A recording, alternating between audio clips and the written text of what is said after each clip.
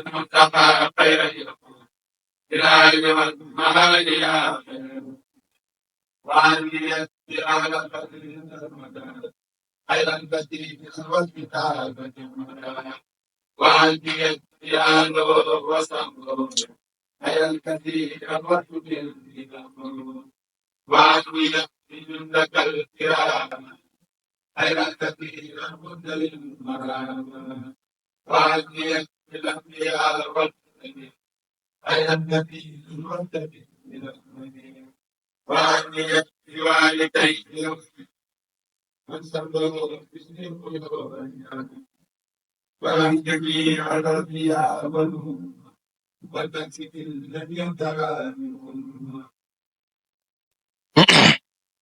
أعوذ بالله من الشيطان الرجيم. بسم الله الرحمن الرحيم.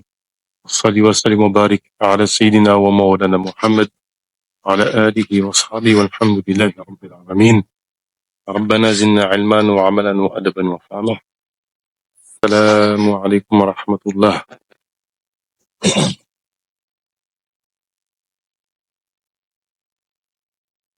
Alhamdulillah. On va donc continuer cette lecture du livre Al-Mouridiyya du Cheikh Mohammed Murtada ibn Cheikh Fatifal ibn Cheikh Ibrahim Fati. dit Mount Ibrahim chez les Mourides.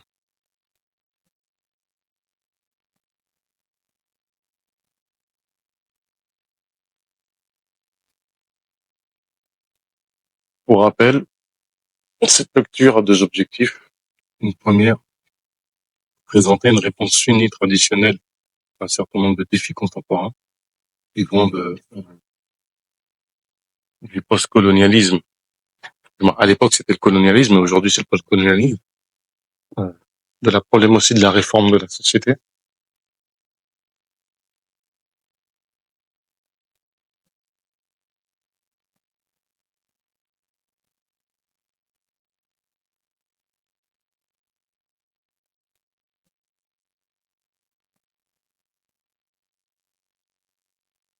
Donc, du post-colonialisme, du manquement du colonialisme, et anticolonialisme, et aussi à la réforme de la société. Ce sont des questions qui sont encore très présentes, très contemporaines. La question de la crise de l'identité internationale avec son lot de tribalisme, de problématiques profondément, on va dire, de la prédation de l'humain.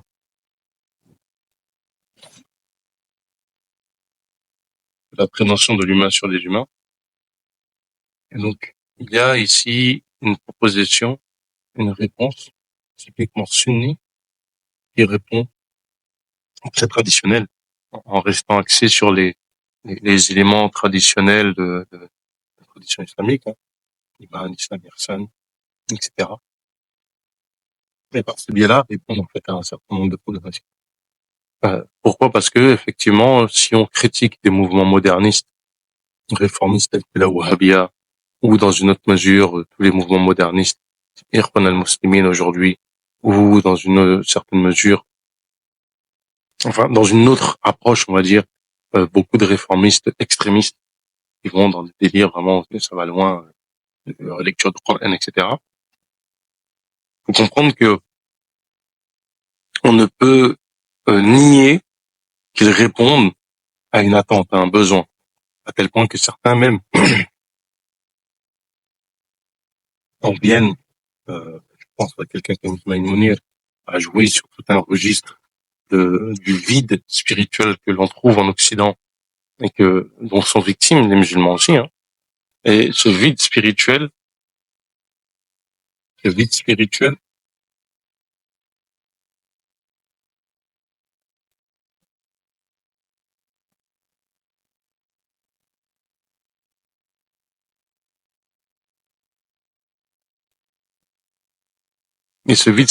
certains jouent dessus pour pouvoir tenir des propos qui n'ont ni queue ni tête et qui ne sont pas basés sur une tradition islamique authentique et orthodoxe.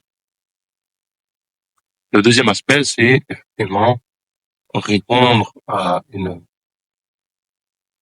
c'est pas répondre, c'est exposer l'orthodoxie mouride et montrer comment cette orthodoxie est totalement alignée sur l'orthodoxie sunnite classique. On a donc exploré certaines dimensions. Le livre, lui, se présente comme une approche très différente de ce qu'il faisait à l'époque, parce qu'il faut savoir que c'est un livre qui a été écrit dans les années 80.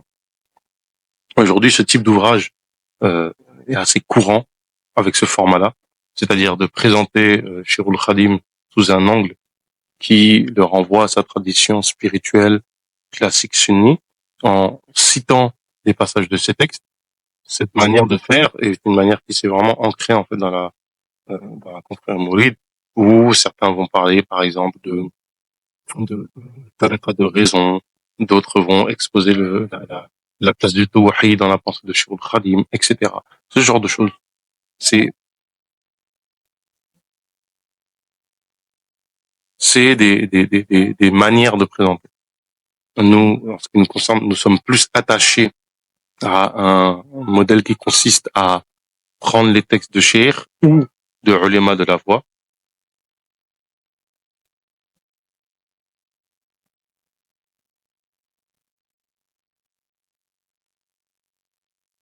ou prendre des ouvrages de Cheikh ou de ulama de la voix et les commenter.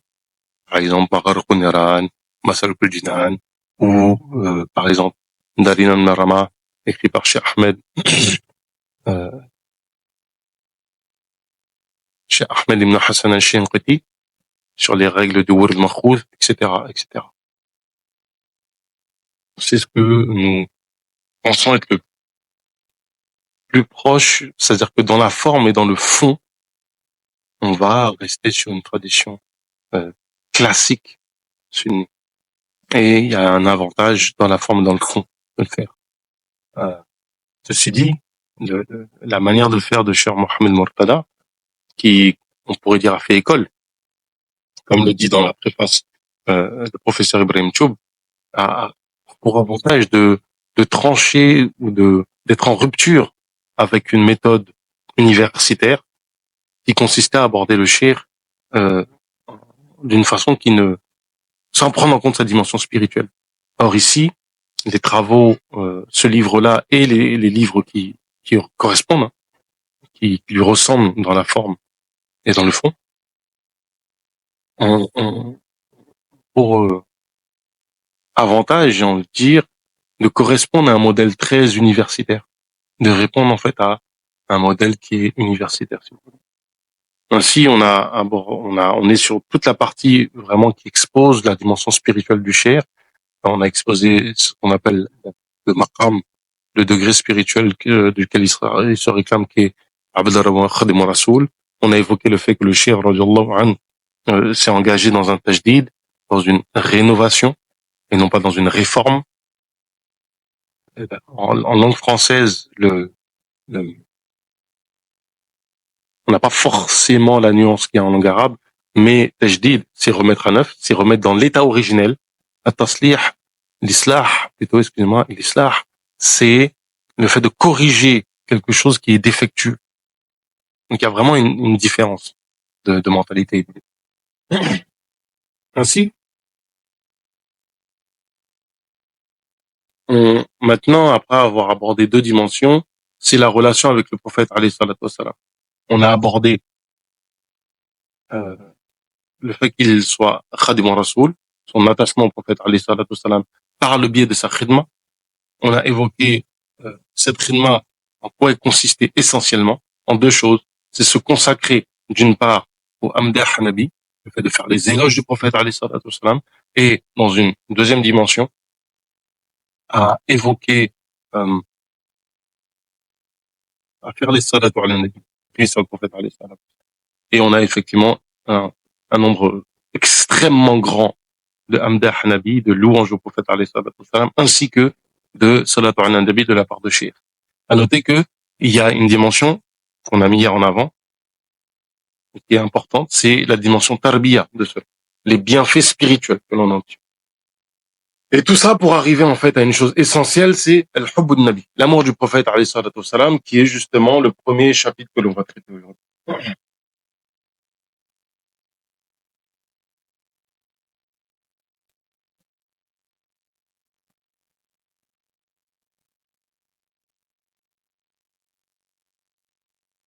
Donc, le chien nous dit ainsi, Shirul Khadim s'était anéanti dans l'affection qu'il voit au prophète alayhi salatu wassalam. Il s'était anéanti dans l'affection qu'il voit au prophète alayhi salatu wassalam. Donc, il faut, mettant son cœur au service d'un amour exclusif pour lui, et rien de ce qui préoccupe les gens n'avait de place dans son cœur, qu'il s'agisse de ses enfants, de la richesse ou autre chose. Ainsi affirmait-il, et ça justement, avant même...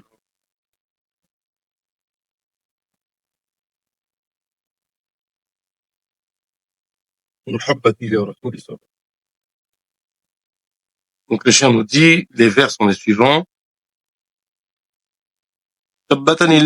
ثبتني الله على محبته بجاهه مع دوام خدمته.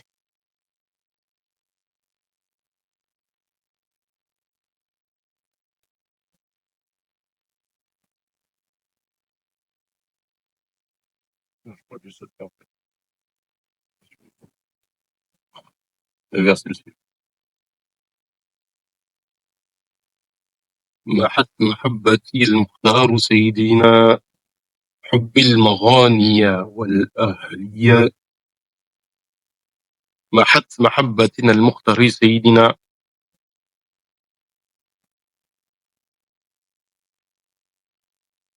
حب المغاني والأهلين والولد. Alors ici, il faut vraiment éclairer une chose qui est fondamentale. En arabe, on a Tafani Sheikhul Khadim fi hubbi Rasulillahi sallallahu alayhi wa sallam. Dans le cheminement spirituel, c'est-à-dire que les soufis,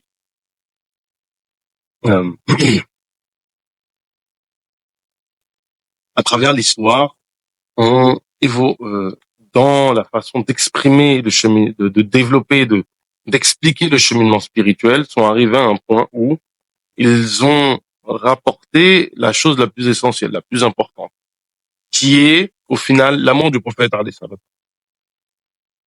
En effet, en matière de cheminement spirituel, on trouve en réalité chez un certain nombre de salaf salih, mais c'est surtout avec les khalaf que ça va être exprimé avec une force.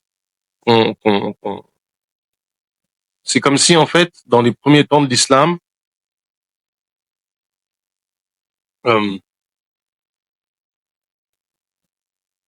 ça va prendre avec des pincettes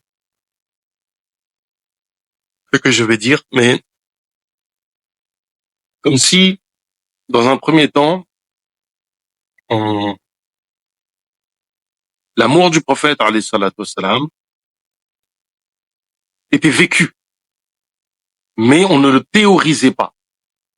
Il était très peu formulé de façon systémique et systématique, comme on va le voir par la suite, en fait, dans les différentes turuq.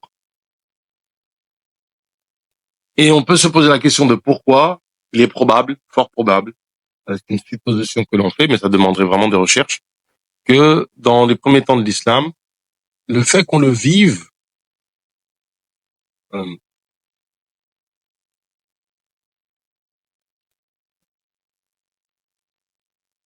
faisait qu'on ne le terrorisait pas tant que ça.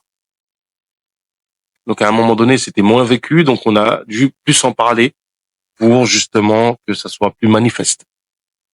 On peut aussi faire valoir la chose suivante, c'est que probablement que dans les premiers temps de l'islam, il y avait aussi cette volonté de ne pas amalgamer avec certains groupes déviants des premiers temps, comme les Shina Nassaran, qui en sont venus à dire des absurdités au sujet de leur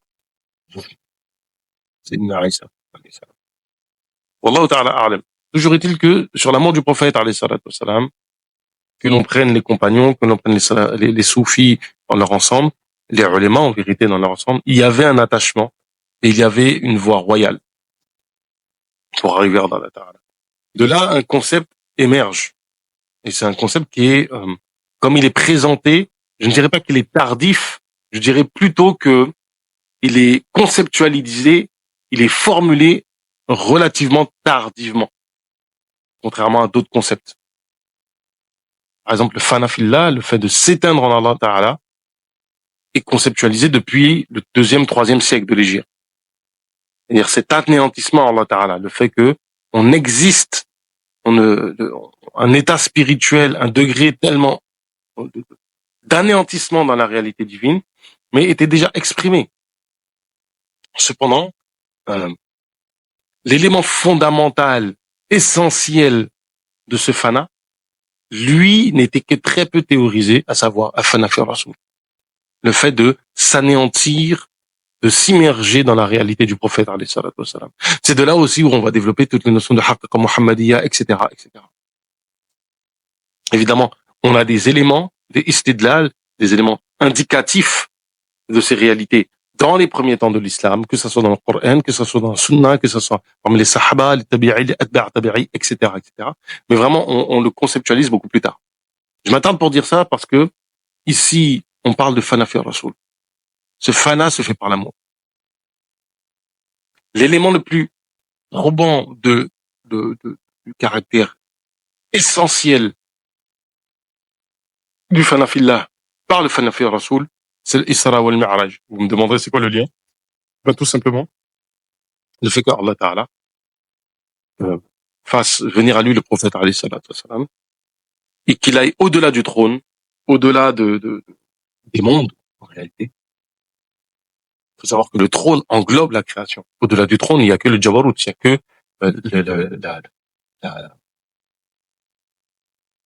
le monde de l'essence divine mutlaqa, qui n'est rattaché à strictement rien, indépendamment de toute chose. Alors Allah Ta'ala, rien ne peut s'y mélanger. Donc de quoi il s'agit? Il s'agit en fait de Hijabul A'zam, du dernier voile, le voile suprême, qui est ce voile qui est entre nous et la création, et que si ce voile était levé, l'ensemble de la création brûlerait. Et c'est en cela qu'il est rahmatul lil alamin. Il est cette rahma, il est cette manifestation de la rahma d'Allah Ta'ala, c'est-à-dire que quand Allah Ta'ala se manifeste, à travers ce voile suprême, descend son ordre, descend sa manifestation, et en cela, rien n'est détruit, parce qu'il y a ce garant, cette protection qui est le prophète alayhi salatu wassalam. C'est ainsi que le prophète alayhi salatu wassalam nous dit: priez comme vous m'avez vu prier. Il ne s'agit pas seulement de forme, il s'agit de s'immerger, de se rapprocher d'Allah Ta'ala. Rappelez-vous que, en réalité, la prière est un mi'raj, est une élévation vers Allah Ta'ala, et vous pouvez constater que chaque mouvement d'une raka'a correspond à l'un des 7 cieux. C'est comme si on montait chaque cieux et qu'on arrive au soujoud, et qu'une fois arrivé au soujoud, la dernière position assise est la position d'équilibre où notre personne nous est rendue, on est conscient que l'on est créature et qu'il est créateur, comme le dit Imam Junayd, la réalité du tawhid, savoir la différence en fait, l'incréé, celui qui n'a pas de début, et celui qui a un début. Et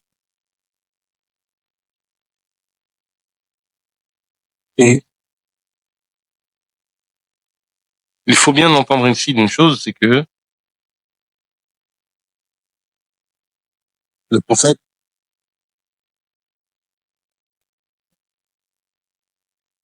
alayhi salatu wassalam, lorsqu'il est à ce degré-là, plus proche d'Allah Ta'ala, il a prononcé un certain nombre de paroles, et ces paroles, on les prononce en fait dans la prière. At-tahiyyatu lillah, zakiyatu lillah, at-tayyibatu wa salawatu lillah, assalamu alayka ayyuhan nabiyyu rahmatullahi wa ta'ala wa barakatuh.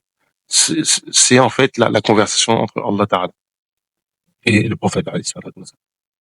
Donc, en fait, le fana fi Rasoul est essentiel au cheminement spirituel. Et il se fait par l'amour du prophète alayhi salatu wa salam. C'est pour ça que la question de l'amour du prophète alayhi salatu wa salam est fondamentale, et c'est ça dont on va parler concernant le chef. Mon amour pour Al-Mustafa, alors ici, justement, c'est pas Mustafa, excusez-moi, c'est Al-Mukhtar, celui qui est choisi, notre maître. محبتنا المختار سيدنا حب المغاني والأهلين والولد a effacé mon amour d'Al-Maghani, des richesses,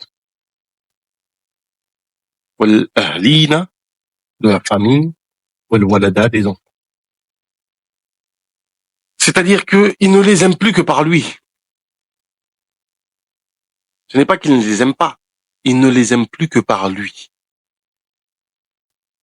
Il ne les aime plus que par lui. Il suppliait pour qu'il lui préserve cet amour brûlant dans le cœur afin qu'il puisse persévérer dans la khidma pour son nom bien-aimé.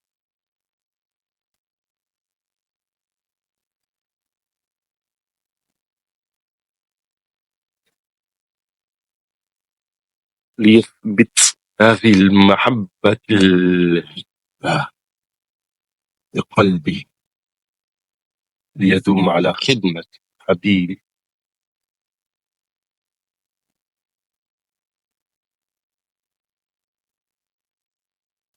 Effectivement, le cher dit dans un poème: ثبتني الله على محبتي بجاهي مع دوام خدمتي.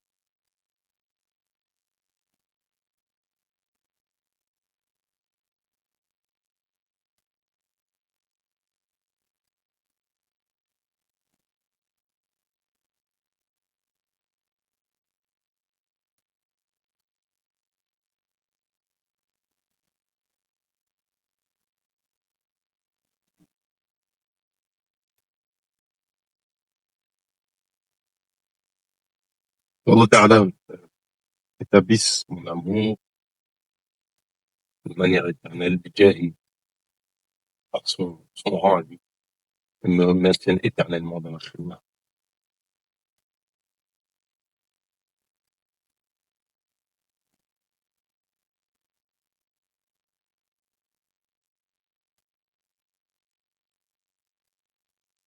Je dis aussi,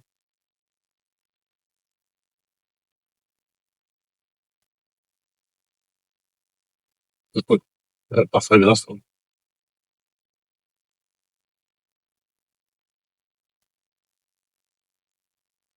دمي وأهلي وأولادي الفداء له، عبدا خديما له، مذ كان لي سندا. Cher aussi a dit: لك يا نبي منازلي مواطني مواضعي لك بالعلي متعودا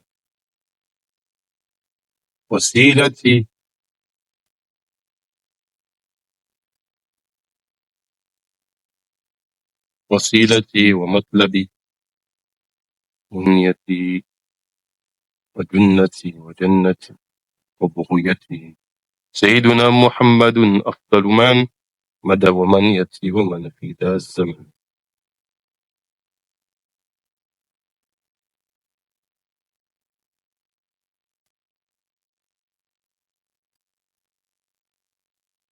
Mon sang d'amis wa ahli, les miens, ma famille, wa awladi, mes enfants,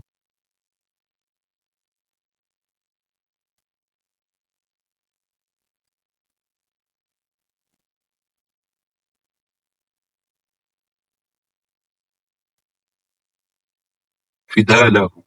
Alors, comment traduire ça? Parce que ils ont traduit par sacrifice. En fait, c'est bien, lorsqu'on fait le hajj, Parce qu'il y a un manquement, on fait une fidya, en fait. En fait, c'est comme si, ici, le chien nous dit qu'il a fait don de sa famille.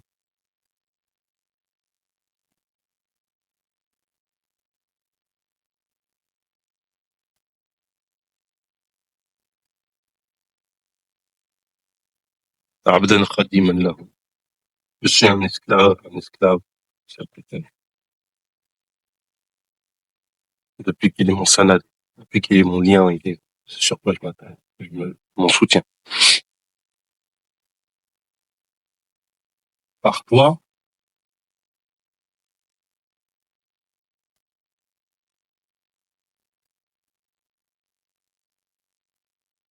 il y a qu'un Nabi, mes demeures, mes terroirs t'appartiennent. Ils sont à toi. Laka ya Nabi, munazili, mawati. Manazili, mes maisons, là où mes étapes, là où je m'arrête, où je descends. Mawatini, c'est watan, c'est mon territoire.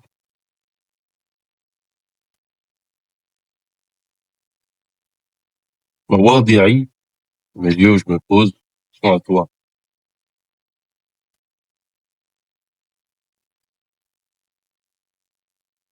Bil Ali, je cherche protection auprès de l'Ali.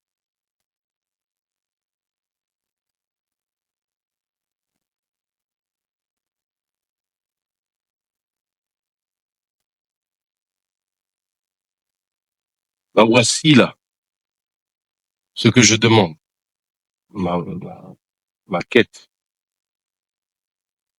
moniati, ce que je souhaite, ma junnati, mon bouclier, ma jannati, mon paradis, ma bourriati, ce que je recherche, mon besoin. C'est qui? Notre maître, Mohammed, le meilleur euh, parmi ceux qui ont précédé, et celui qui me rapporte euh, ceux qui viendront, au maniati, ceux qui viendront après, au manfida zaman et ceux de suite.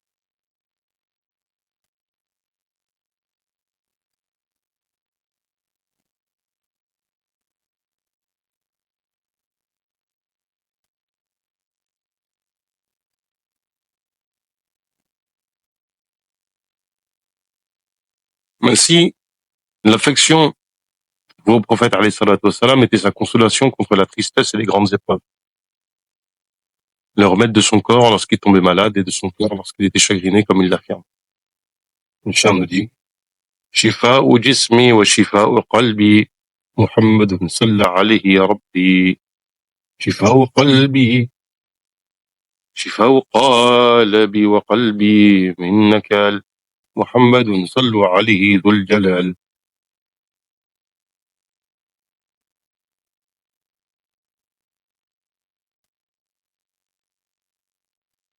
Le remède de mon corps et de mon cœur est Mohammed. Le salut de mon Seigneur soit sur lui.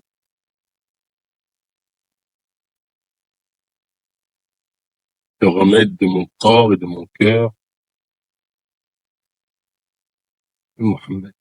Et la prière de Dhul Jalal soit sur lui. En fait, il faut savoir une chose, c'est que il est rapporté dans Adab al-Mufrad de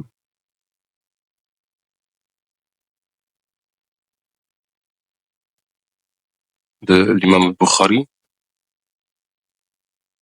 qu'une fois, Ibn Omar radiallahu anhu avait une douleur à la jambe et pour faire ruqya, pour se soigner, on lui a dit de dire le nom de celui qu'il aime le plus. En l'occurrence, il a dit Ya Muhammad.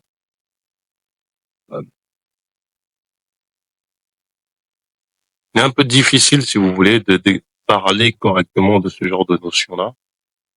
Pour la simple et bonne raison que ça renvoie à des choses subtiles. Et ici, en l'occurrence, on parle du cas du shir, de son attachement au prophète, alayhi salatu wassalam. Il faut bien avoir en tête que cette dimension-là, c'est une quête. En ce qui me concerne, euh, l'amour du prophète, alayhi salatu wassalam, et la voix en elle-même. toute la tariqa se résume à aimer le prophète alayhi salatu wassalam. Il n'y a pas de ma'rifa, il n'y a pas de connaissance d'Allah Ta'ala sans cela. Tout ce que vous pourrez acquérir ne sera que la perfection. Ce sera entaché, en fait, des nours, la perfection. Pour la simple et bonne raison que, euh, si tu t'attaches à quelqu'un que tu dis l'aimer, mais que tu n'aimes pas ce qu'il aime, il y a entre vous un décalage. Ainsi, pour le shir, cet amour pour le prophète alayhi salatu wassalam, c'est que le prophète alayhi salatu wassalam lui-même est une source de guérison. Nous pensons, en référence au shir, radiyallahu anhu, que le prophète alayhi salatu wassalam éprouvait la même affection envers son serviteur, envers son khadim. Ce khadim qui s'était anéanti dans l'amour qu'il lui portait, qu'il avait consacré toute sa vie à lui être servi. Le shir avait entamé sa marche là où le prophète alayhi salatu wassalam s'était arrêté en s'érigeant comme son calife et son héritier. Le shir nous dit: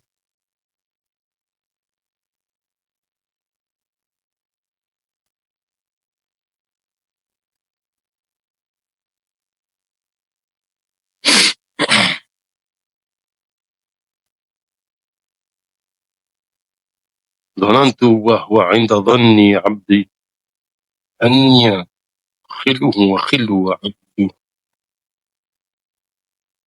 وإنني أحب له وأحب رسولي يحب وإنني أحب له وأحب رسوله وأحب من يحب.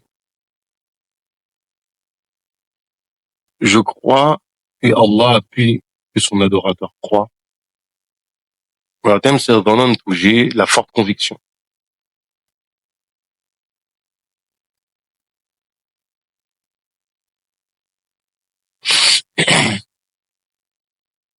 Que je suis son intime.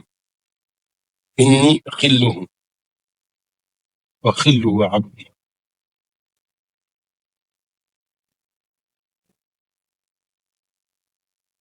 Que je suis son intime et l'intime de son adorateur. Donc le terme ici utilisé par Cher est un peu précautionneux. Dans d'autres endroits, il parle de yaqin. Ici, il parle pas de yaqin. Il parle de von. C'est un terme qu'on utilise en général pour des followers du djinn, c'est-à-dire une forte présomption. Je suis que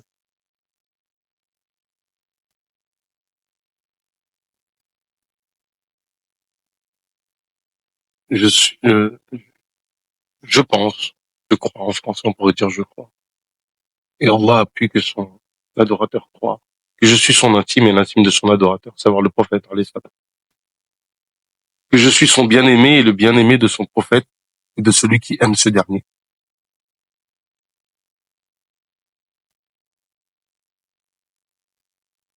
Alors ici, petite explication de texte. Donc je pense que, fortement, j'ai cette conviction que je suis son intime, wa khillu, l'intime d'Allah Ta'ala, et khillu abdi, celui qu'il adore. C'est-à-dire que là, il affirme qu'il a cette conviction il a atteint un degré de proximité avec Allah Ta'ala en tant que wali. Que ce degré de proximité lui confirme aussi que sa wilaya est confirmée par le fait que le prophète alayhi salatu wassalam lui-même l'aime.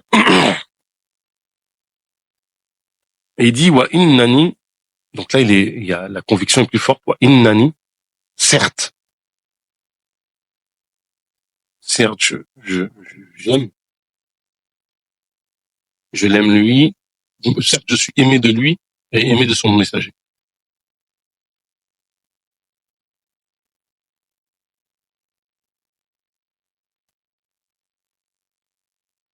Wa hibbu rasulihi, et je suis aimé de son messager.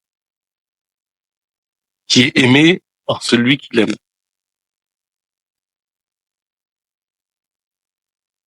Là, c'est une bonne question.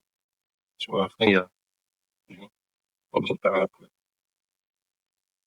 Alors, certains pourraient se dire, ouais, mais c'est une prétention. Alors, pour savoir, sans vouloir se mettre au même niveau que le cheikh, sachez que le prophète, alayhi salatu wassalam, nous a aimés avant que l'on soit créé.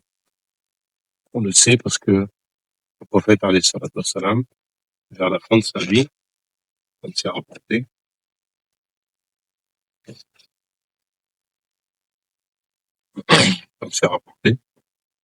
il allait visiter le cimetière de Baqi, parce qu'il voulait voir notamment les gens de Badr qui étaient décédés, les gens de Uhud qui étaient décédés.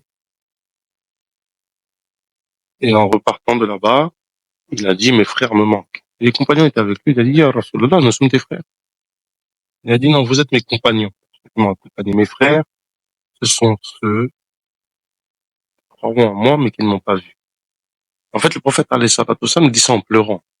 Il faut comprendre que le prophète, alayhi salatu wassalam, nous a aimés avant même que l'on soit créé. Ainsi, ne soyez pas étonnés de ce genre de paroles, remettez-les dans ce contexte-là, premièrement, et deuxièmement, effectivement, le cheikh, lui, affirme cette manière de manière catégorique pour cette personne, pour sa personne en particulier, pour la simple et bonne raison que il a eu des mukashafas, il a eu des dévoilements spirituels qui vont dans ce sens-là.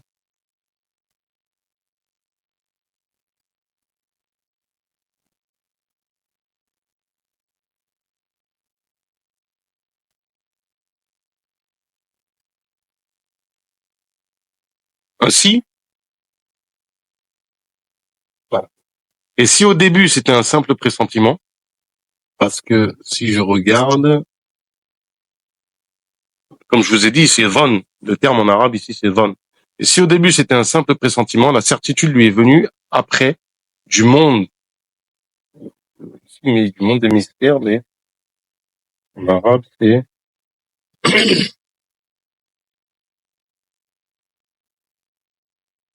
وإن كان الأمر مجرد ظن البداية وإن حق اليقين. Le terme en arabe فإن حق اليقين, c'est el haqq al-yaqin est évoqué dans Surat al-Waqi'a. C'est un degré de certitude, c'est le degré où il y a le ilm al-yaqin, le fait de savoir une chose avec la certitude, qu'on acquiert notamment par le biais des sciences rationnelles. Il y a ayn al-yaqin, le fait de constater soi-même la chose. En fait, on est sur du domaine proche de l'empirisme. Et haqq al-yaqin, c'est un goût, c'est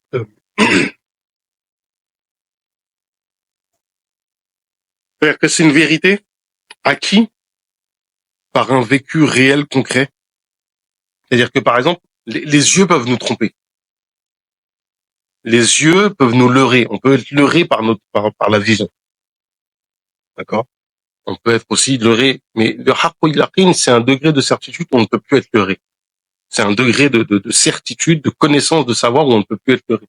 C'est notamment celui des sens. Une chose nous brûle, la certitude que ça nous a brûlé ne peut pas être remise en question. On est brûlé. On a une brûlure. Donc, le shira ou le haqqul yaqin. فإنه حق اليقين جاء بعالم الغيب والشهادة. Et c'est venu du monde du ghaib wa shahada, donc du malakut. Du malakut, du jabarut. Donc c'est venu en fait effectivement, par dévoilement spirituel. Et comment on sait? C'est parce que le chien nous dit, katabtu موقنا بأن المصطفى صلى عليه ربه كما اصطفى خلي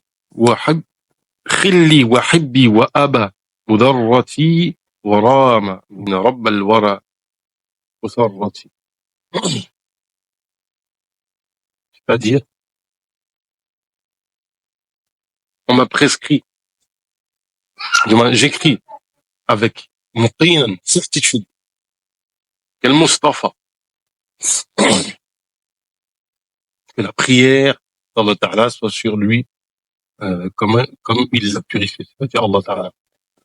Et mon ami, Khilli, mon ami intime, mon bien-aimé, Wahibbi, qui m'a protégé contre le mal, Wa'aba, Mudarrati. Et je vise et à souhaiter du Seigneur de l'humanité ma satisfaction. C'est-à-dire que le prophète, alayhi salatu wassalam, a visé pour lui le fait qu'il soit satisfait d'Allah Ta'ala. Et ainsi que le parfum de l'amour se dégageait de ses paroles et actes, de ses louanges et prières. Un tel amour expliquait son engagement à suivre les traces du prophète, alayhi salatu wassalam.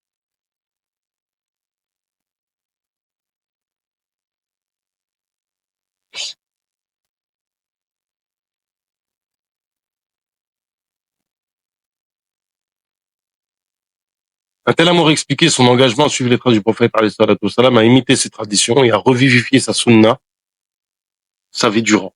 Le chien nous dit, Aslamtu nafsi rabbi la shabiha lahu, مع الذي في فوادي حبه كتما.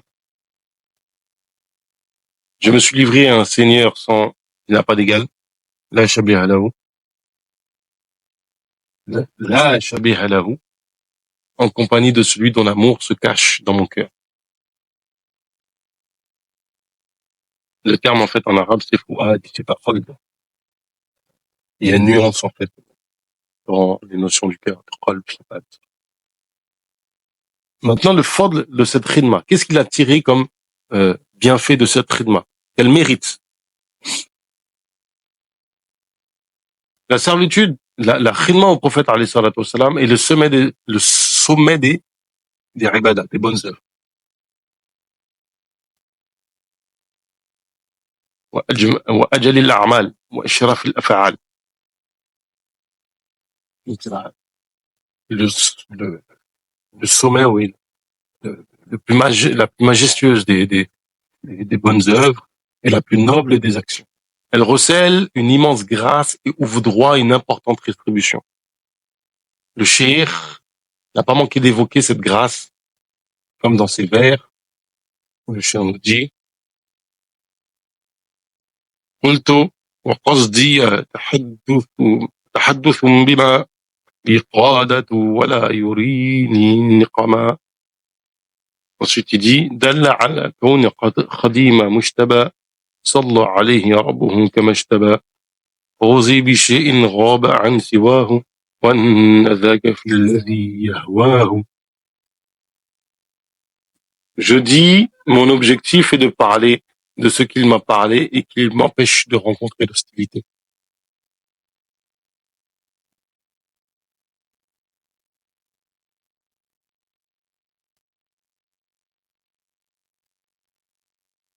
Ce qui prouve que je suis le serviteur de l'élu, l'indication d'Allah ala kawni khadim al-mushtaba, et qui m'empêche de rencontrer,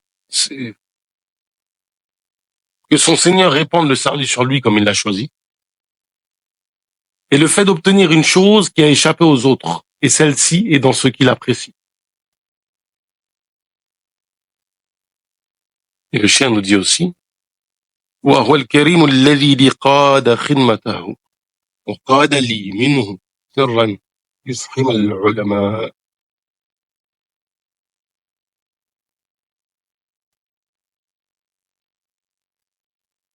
C'est lui le noble qui m'a réservé cette khidma et m'a offert un secret qui a cloué les savants.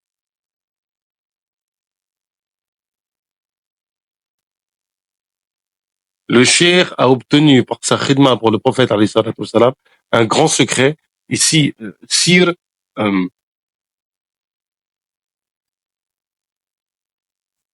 sirran, c'est la ma'rifa d'Allah, c'est une connaissance d'Allah qui est particulière. Un grand secret qui a réduit les savants en silence, rendu les soufis perplexes, de même que les gens ordinaires.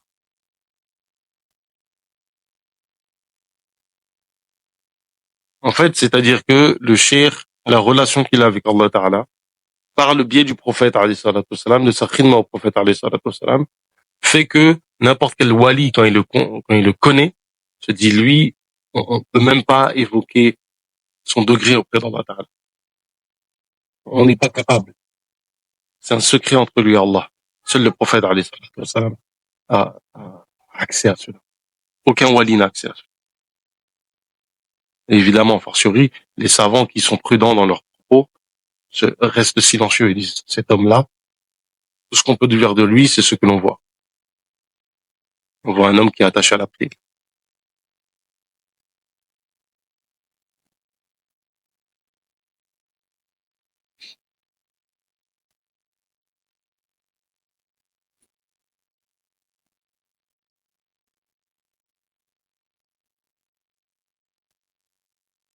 Il n'est donc pas étonnant de voir la force de son influence grandir sur les masses jour après jour et sa grande capacité de convaincre se renforcer au fil des temps. Ceci confère à la confrérie mouride une attractivité dynamique capable de drainer des foules et d'attirer des individus dans ses rangs, mais surtout de devenir la géante des confréries soufis dont le cheikh fondateur est devenu le plus grand guide. Une telle suprématie restera un mystère hermétique et incompréhensible. Effectivement, aujourd'hui, l'évolution fait que le cheikh dit ça dans les années 80, à un moment où il n'y avait pas la dynamique d'aujourd'hui.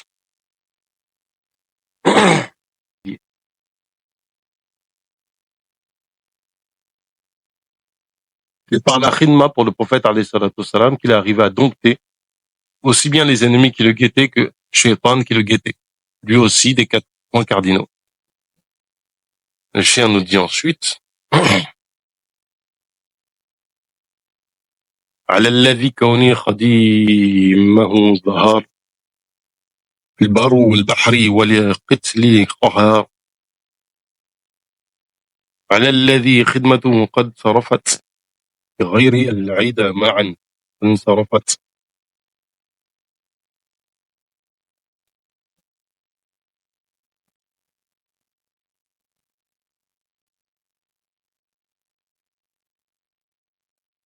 والحمد لله الذي أخرجني من يد إبليس كثير الفتن إلى الهدى بخدمة الكتاب وخدمة للمختار ذي الصواب خدمة خير العلامين الجالية وليا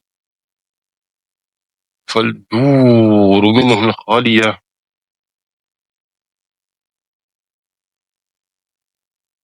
Sur celui pour qui ma qualité de serviteur a été vue, sur terre et sur mer. Celui qui a vaincu la mort, qui m'était dirigé. Sur celui dont ma servitude à son profit a détourné tous mes ennemis et ils se sont bien détournés. Louange à Allah qui m'a arraché des mains de Shaitan le très éprouvant, vers la droiture par la servitude au livre saint. Donc la khidma, khidmatil kitab, et au prophète, le détenteur du juste. Ma servitude, la khidma pour le meilleur de l'humanité,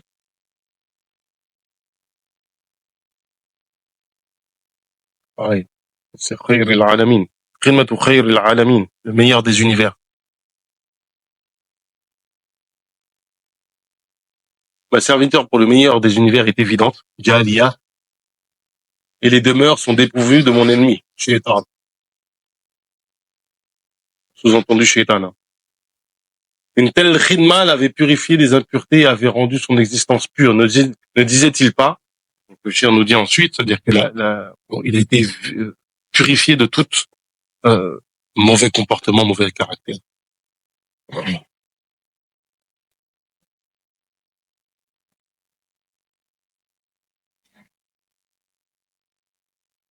خدمته عني الغيوب أذهبت ولي استقامة وصف وهبت. Il dit aussi صفى بقاء كوني خديمة مبقٍ عونيا بمن أدام صوني به عن المكبر. Le chien nous dit aussi dans d'autres vers خدمة خير العالمين أحمد علي تسليم كريم محمدا فرحت القلب ونفسي طيبت بمكاره لغيري ذهبت.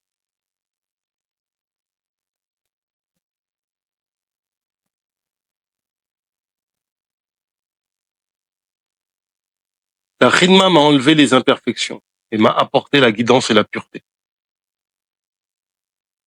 Mon existence est rendue pure par le fait que je sois khadim de celui qui pérennise mon soutien. celui qui m'a protégé éternellement de l'impureté par sa personne. La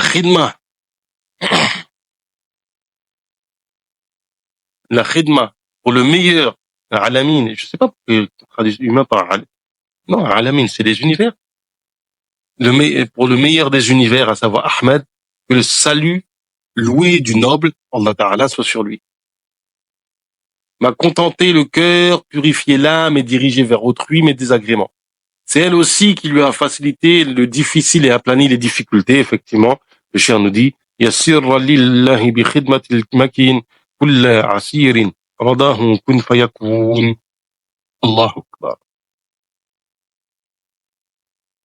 Allah, par la khidma, capable, al-makin, va dompter toute difficulté. Celui qui, lorsqu'il dit soit, Allah Ta'ala, c'est m'a dompté toute difficulté. Celui qui dit kun fayakun, ouais, le meilleur des univers. Kun fayakun m'a dompté mes difficultés. À noter que la constante dans la khidma lui avait valu des dons divins immenses. فمن يديم قصد وجه الله خدمته فإنه سوف يحظى بالعطيات.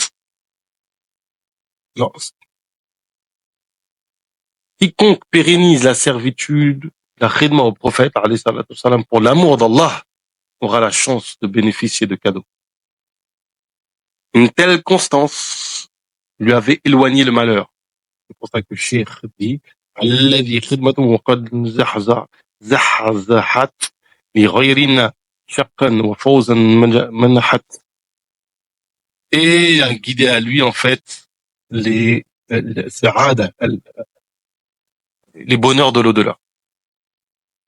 Ainsi le Cheikh dit بخدمتي أفوز عند موتي كما به أدرك كل فوتي. La servitude pour le prophète, alayhi salatu wassalam, la khidma pour le prophète, alayhi salatu wassalam, se trouve être enfin le trésor réservé pour le jour où aucune âme ne pourra rien en faveur d'une autre âme. En ce jour-là, le commandement sera Allah. Effectivement, il est question ici, le cheikh fait allusion à des versets du Coran, et le cheikh nous dit, خبدت كوني عبد الله خادمه وكونه لي اليوم الحشر والدين. Alors ici, je vais tenter de rassembler un certain nombre de choses. Quand il dit, déjà, si vous voyez la méthode que le Cheikh Mohammed Murtada utilise, c'est quasiment il ne fait que parler Cheikh. Dans le sens où il affirme une chose et il dit, regarde, Cheikh l'a dit, dans tel passage. Ça me permet de m'arrêter sur un certain nombre de choses, de détails importants. Je pense qu'il faut évoquer parce que c'est un trouble où des gens qui ont peu de raisons se permettent de dire des choses qui ne sont pas de leur domaine.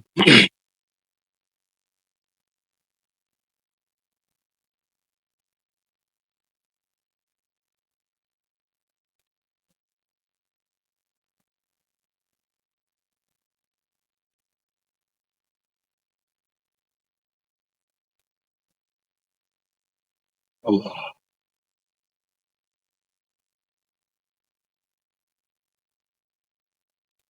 Ici, alhamdulillah, donc, la khidma au prophète, alayhi salatu wassalam, en soi est la récompense.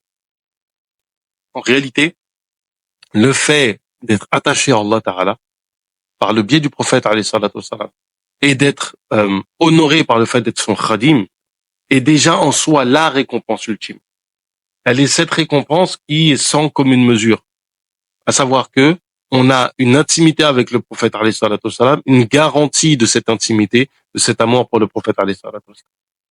Or, comme dit le hadith, nul n'est réellement croyant tant qu'il ne m'aime pas plus que c'est bien c'est bien sa famille, sa propre personne, dans le sens. Ainsi, le fait d'être, de pouvoir accéder à ce degré de Abdallah wa Khadim Rasoul, lui garantit, lui offre une perspective et une connaissance d'Allah Ta'ala qui n'a pas son pareil. Rappelez-vous une chose, c'est qu'au préalable, on a évoqué la notion de hijab al-a'zam. Or ici, nul doute que celui qui est au degré où il est attaché au prophète, alayhi salatu wassalam, de telle façon que on ne peut plus le séparer de lui, qu'il est empli d'un amour pour le prophète, alayhi salatu wassalam, de telle façon que cet amour l'a fondu, l'a refaçonné. Il est totalement plongé, immergé dans ce hijab. Et ainsi, il est proche d'Allah Ta'ala, la vraie proximité d'Allah Ta'ala. C'est pour ça que, justement, cette khidma qui est liée à l'amour d'Allah Ta'ala, à l'amour du prophète, alayhi salatu wassalam, rend perplexe tout wali. Parce qu'ils vont se dire, quel est cet homme?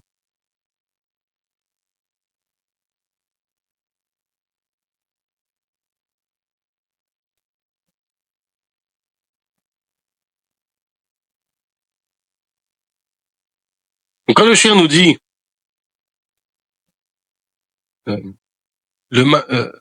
sa khidma, la khidma à son profit a chassé la malheur vers autrui et a assuré ma victoire. Quand il dit aussi que par ma khidma, je serai victorieux après la mort et je rattraperai ce qui m'a échappé. Que j'ai gardé en cachette ma qualité de Abdullah et de Khadim al-Rasoul. Et le fait que ce dernier soit à mes côtés pour le jour du grand rassemblement et de la religion, du jour de la résurrection, de la rétribution.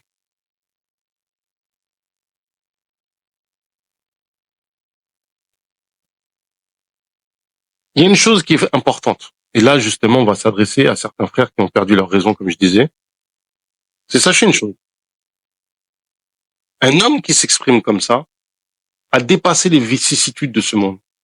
Ainsi, le fait d'être détenu par les koufars, le fait de perdre des membres de sa famille, le fait de connaître les pires tribulations. Celui qui serait tenté de dire, mais quel est l'homme qui peut prétendre à cela alors qu'il a vécu ça?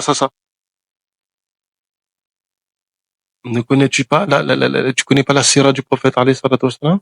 Tu ne connais pas la parole du prophète alayhi salatu wassalam qui dit qu'Allah Ta'ala éprouve ce qu'il aime?